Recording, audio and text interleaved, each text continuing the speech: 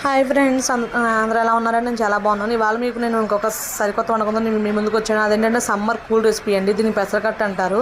ఇది సమ్మర్లో చేసుకుంటే బాడీకి చాలా కూల్గా ఉంటుందండి. ఇది చేయడం చాలా సింపుల్ అండి. దీని ప్రాసెస్ చూద్దామండి. ముందుగా పొయ్యి వెలిగించి మన పెసరపప్పుని ఒక గ్లాస్ పెసరపప్పు వేసుకుని దానికి బాగా వాష్ చేసుకుని వాటర్ పోసుకొని పెట్టుకోవాలండి. అది బాగా ఉడికేదాకా పెట్టుకోవాలండి. ఉడికాక వాటిని పక్కన ఆరబెట్టుకోవాలండి. తర్వాత అదే ప్యాన్లో కొంచెం ఆయిల్ వేసుకుని ఆవాలు వేసుకోవాలండి. ఆవాలు చిటపడ జీలకర్ర కూడా వేగాక మినపప్పు వేసుకోవాలండి. ఇవన్నీ వేగాక కొంచెం ఇంగువ, వెల్లుల్లిపాయలు ఇవన్నీ వేగాక పచ్చిమిరకాయలు, కచ్చపచ్చగా దంచిన అల్లం, కరివేపాకు వేసి వేయించుకోవాలండి. ఇవన్నీ వేగాక మనం ముందుగా చేసుకున్న పప్పుని మిక్స్ చేసుకోవాలండి. అప్పుడు టేస్ట్ బాగుంటుంది.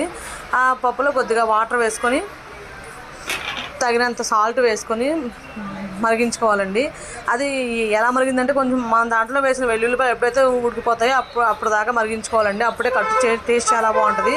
ఇది వేయడంలో చాలా బాగుంటుంది. ఒకసారి ట్రై